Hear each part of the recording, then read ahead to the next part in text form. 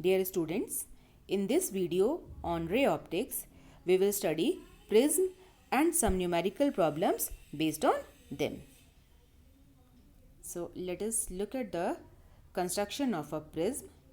It consists of a transparent medium, maybe a glass or any other transparent medium, and it consists of reflecting surfaces, rectangular surfaces. One rectangle is this one, other one is this one, and one at the back, and the cross section is a triangle. So two cross sectional sides, one at the top and one at the bottom, and this angle of the triangular cross section is called angle of the prism. And now you can see that when light rays are incident on this reflecting surface, they enter inside the prism and then they leave the prism. So refraction takes place through the prism. Now we will study its triangular cross section, this cross section. So let's see what we get here. This incident ray, refracted ray and emergent ray. See, this ray is entering inside the denser medium at this surface, and this is refracted ray in denser medium. So one reflection is taking place from rarer medium to denser medium. Now at this surface, this ray is moving from denser medium to rarer medium. So second refraction from denser medium to rarer medium, and this is called emergent ray. And now we draw normal at the two surfaces, and the angle between incident ray and the normal is called angle of incidence. Angle between normal and the emergent ray is called angle of emergence. And see, the angle between the refracted ray and the normal is angle of refraction R1, and this angle in denser medium, angle of incidence in denser medium, is marked as R2. So now this angle is O, and if you look at it, the straight path of incident ray is this one, and this is the emergent ray. Prism में घुसने वाली ये रे का straight path ये है, और prism से बाहर निकलने वाली रे ये है, और इसको हम पीछे अगर बढ़ाते हैं तो ओरिजिनल पाथ से ये इतने एंगल से ये मुड़ चुकी है. This is called angle of deviation represented by delta. Okay, angle of deviation delta. Right, now we mark them these points as P, Q, D, and see, if you look at this rectangle A, P, Q, A, P, O, Q, A, this rectangle, then see this angle is a right angle, normal hai, this is normal, so this angle is 90 degree, this angle is also 90 degree. So 90 plus 90, 180, and remaining two angles are angle A and O. Then sum of angle A and O should be 180 degree. देखो ये 90 degree और ये 90 degree opposite angles, क्योंकि वो normals हैं तो उनका सम हो गया 180, तो बाकी बचे दो एंगल्स का सम भी 180 होगा. This is a cyclic quadrilateral, property of a cyclic quadrilateral. And then from here what we get is angle A plus O is equal to 180 degree. And then if you look at this triangle OPQ, triangle OPQ, then in this triangle you can see that angle R1 plus angle R2 plus angle O, their sum should be 180 degree. So in triangle OPQ, R1 plus R2 plus O is equal to 180 degree. And then we will look at triangle DPQ. So for triangle DPQ, see here, in triangle DPQ. See, this angle is I and this angle is vertically opposite angle I. Then this one is R1.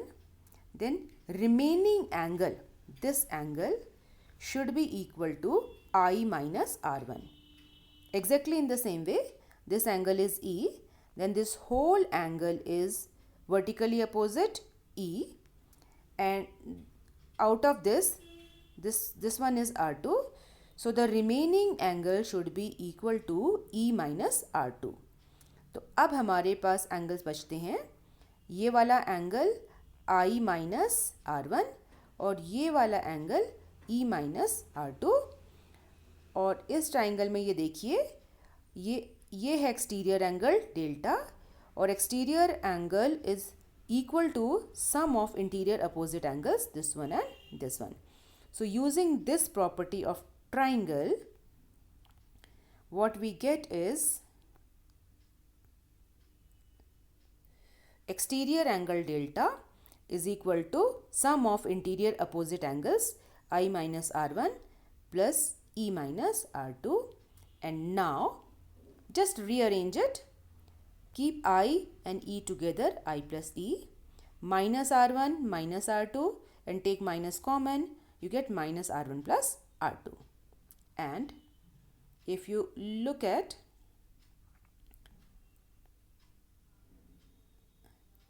this triangle, this equation and this equation, then you see that right side 180 equal, angle O and O, they are also equal.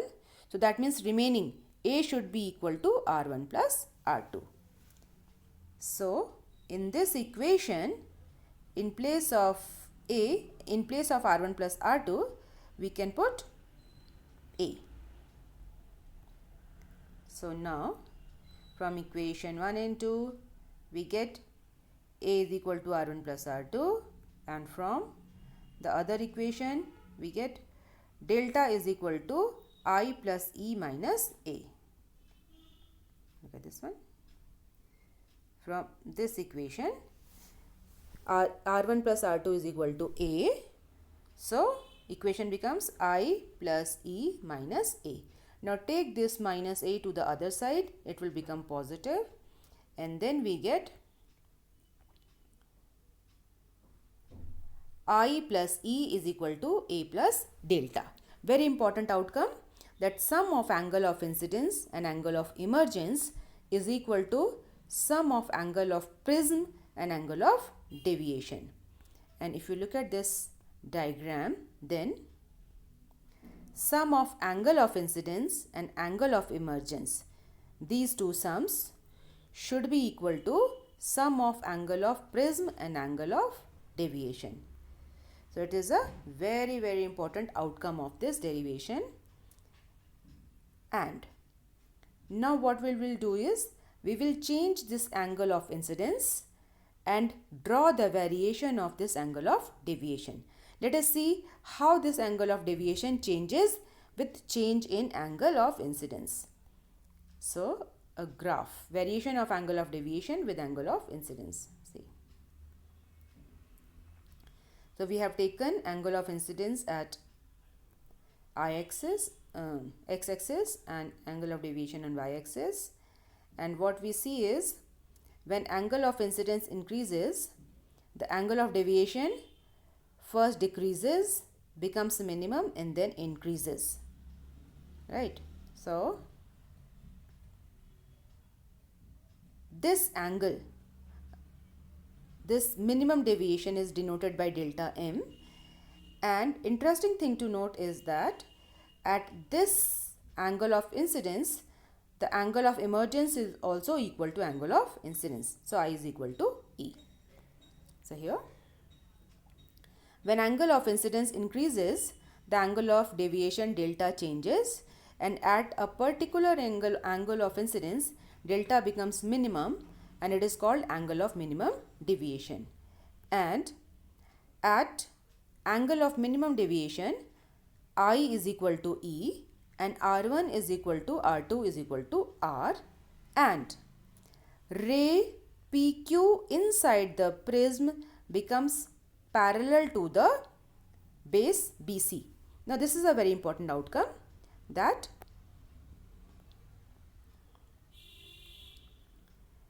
for a prism, if this is incident ray,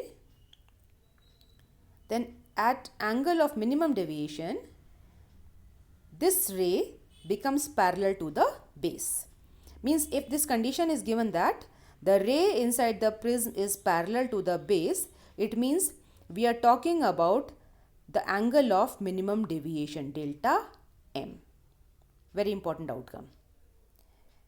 And then from the equations, you know that A is equal to R1 plus R2.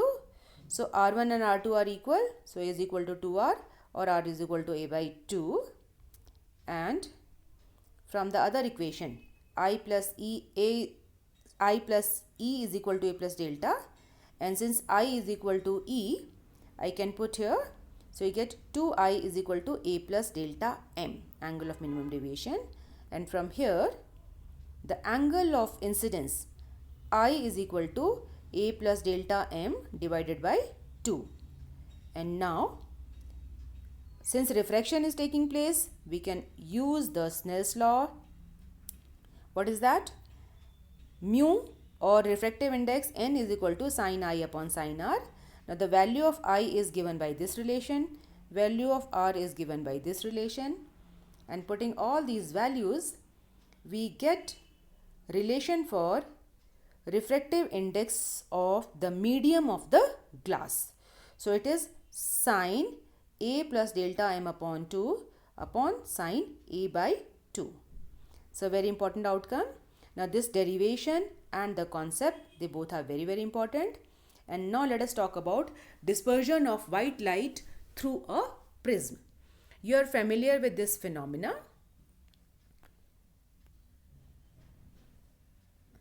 The phenomena of splitting of white light into its constituent colors is called dispersion, and the band of colors obtained is called spectrum. So prism से जब white light pass होती है तो ये अपने colors में divide हो जाती है, and that band is called spectrum, and thus this phenomena is called dispersion. So you can see that when this white light is entering inside this prism, it is getting broken up into 7 colors from violet to red. And you see that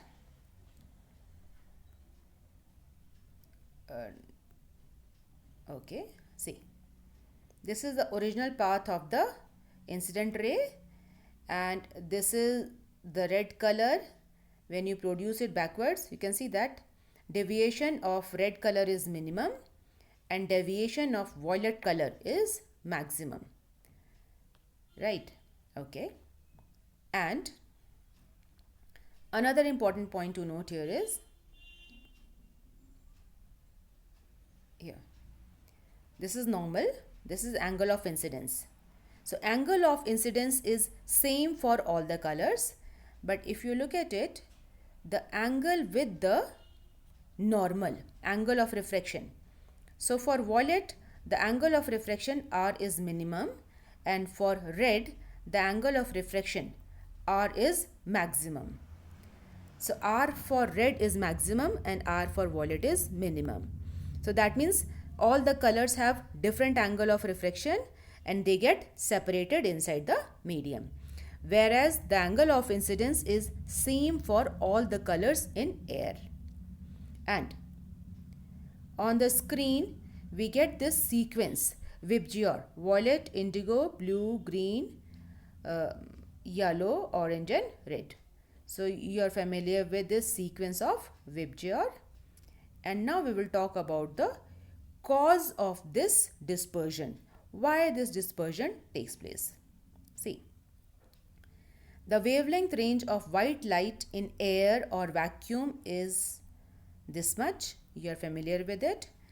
The wavelength of violet is 4000 angstrom and wavelength of red is 7000 angstrom. or 400 nanometer to 700 nanometer. So all the waves lie between them.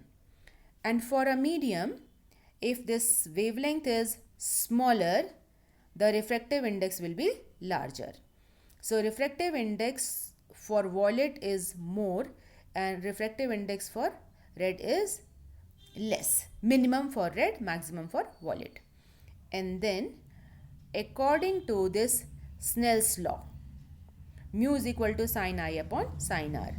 So if mu is more, then sin I should be small. That means R should be small.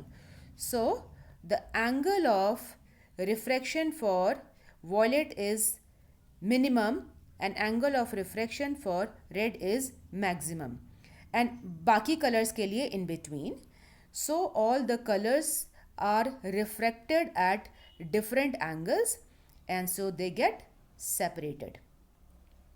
Another important outcome of this dispersion, a very important idea, is that the velocity of light, violet light, is minimum in the medium and velocity of red is maximum. The violet light travels slowest and red travels fastest. So these are some of the ideas. They should be very clear to you, and this explains the separation of colors of white light when they pass through the prism. And now let us take up some numerical problems. Here,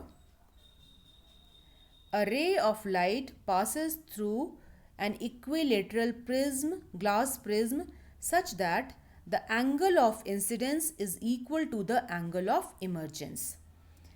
The angle of emergence is 3/4 times the angle of prism. Calculate the refractive index of the glass prism. So, the important point to note here is that angle of incidence is equal to angle of emergence. See, what is given is angle of incidence is equal to angle of emergence, and this happens for angle of minimum deviation. And also it is given that angle of emergence is 3/4 times the angle of prism. So it is 3/4a, and it is an equilateral prism, equilateral glass prism. So angle A is 60 degree. So putting these values, you get angle I, angle of incidence, is equal to 3/4 into 60, that is 45 degree.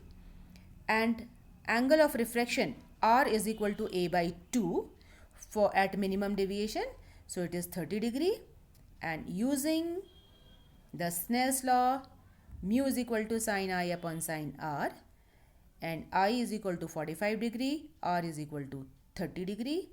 So sin 45 is 1 upon under root 2 and sin 30 is 1 upon 2, and simplify, this is under root 2. So mu for glass is 1.414. So you must understand and must be able to identify the condition for minimum deviation. Another very good problem and board problem also. See here. The angle of prism is 30 degree. The rays incident at 60 degree on one refracting face suffer a deviation of 30 degree. Calculate the angle of emergence. So here we have a prism whose angle of prism is given to be 30 degree. It is not equilateral. The incident ray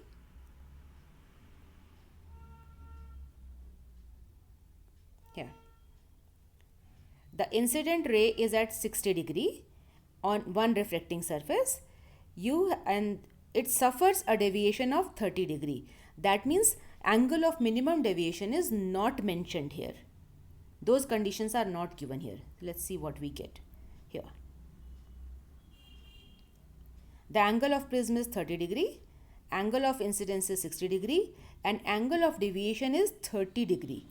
It is not mentioned as angle of minimum deviation, but we know this relation that I plus E is equal to delta plus A. So angle of emergence, E is equal to delta plus A minus I, and you see that delta is 30 degree, A is also 30 degree. So this becomes 60. 60 minus 60 is 0. That means angle of emergence. That means angle of emergence is 0 degree. That means the emergent ray is not deviating from its path. It means it is normal to the surface. So let us have a look. See, we have drawn a prism. See, angle of incidence 60 degree, and look at it now. Yeah. Now see, this angle is 30 degree, angle of the prism, and angle of incidence is 60 degree. And the straight path of this ray is this one, and this is the emergent ray. So this emergent ray is going along the normal. Here, if this is the emergent ray, then this angle of emergence is 0. Angle of emergence is 0 means the emergent ray is moving along the same path, and this happens only and only when a ray does not deviate from its path, only and only when it is coming along the normal. That means here the refracted ray is falling normal at this surface. So it is a very important outcome. So even though this looks a very simple question, but it has a very important concept. Thank you for watching this video.